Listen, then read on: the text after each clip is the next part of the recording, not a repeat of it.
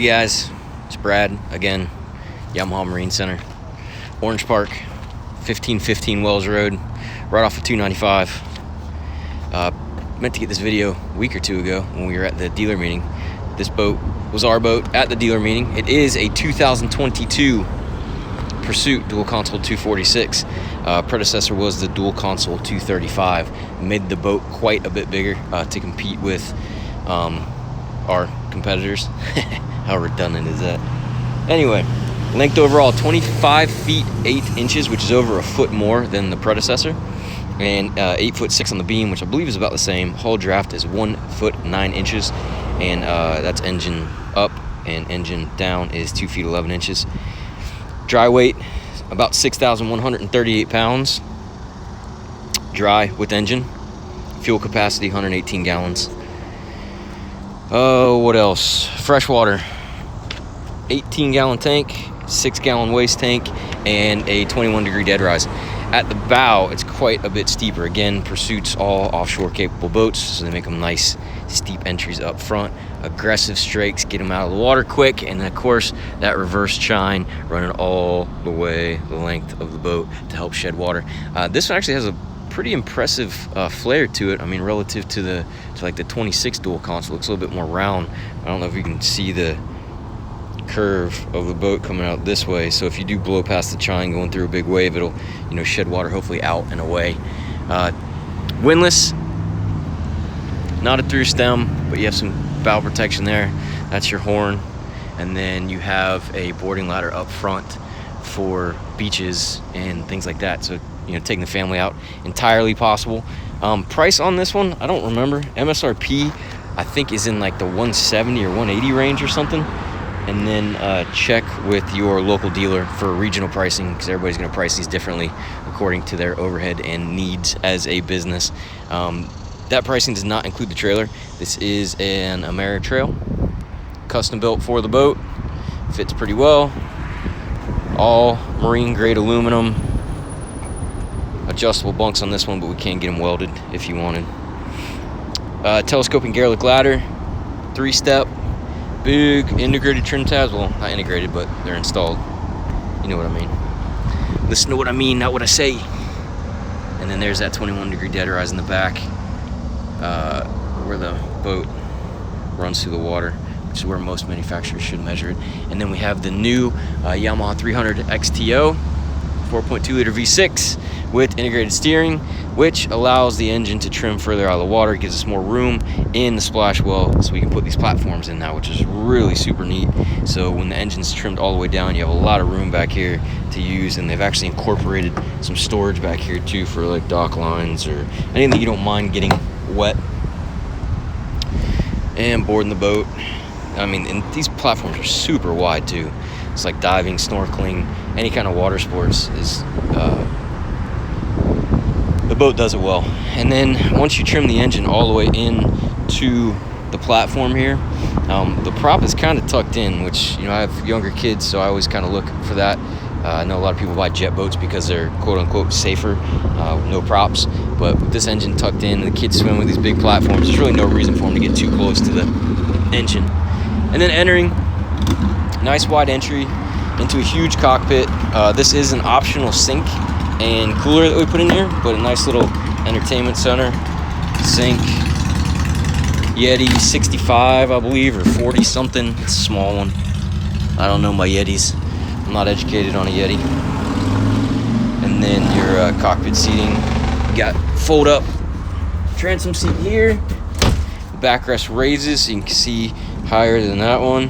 And then I believe this one raises too when it's folded out, and it kind of makes a nice little L lounger when you have this port aft facing seat folded out. And then I don't know if I can do it with one hand, but this picks up and then stows underneath that seat. So if you want to sit across from one another, that's still possible. I thought it was a pretty cool idea. And then when you go fishing or something, you fold these away, all kinds of space in the cockpit. You see the hardware on these two? That's really nice. Real stiff, stout stuff, so it's not going to start squeaking and rattling on you once you get to using it. live well, I believe it was like 18 gallons.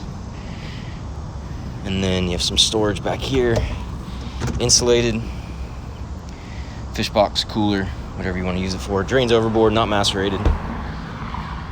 Oh, and then moving into like the bridge deck area. Oh, the upholstery too, all brand new for 2022. Sea salt with this woven pattern in it. Gives it a nice rich look. And then these touches here, I don't know what this fabric is, but it's not really vinyl. Nice soft material. Isinglass enclosure around. Get you out of the weather when it blows up. Full windshield. And this still has the molded fiberglass windshield. So this is a structural member, which allows us to make bigger panes of glass, more visibility. Not as much pipe work coming down from the hardtop to obstruct your view, so that's kind of cool too. And I was really impressed with the headspace in this one on the toilet side here. Coming in, you got a nice little cutout so you can kind of duck in backwards. Full-size bowl, real wood veneers, chlorine countertops, fresh water in there. You got some storage over on this side. Still, like I said, real wood treatments on this.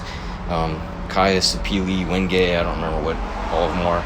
We take training all the time and I forget more than I learn. Courtesy lighting all the way around. See, those little buttons are white lights, and then we have mid-level blue lighting on this one as well. So you see those up top are the blue lights. Helm, new Yamaha CL5.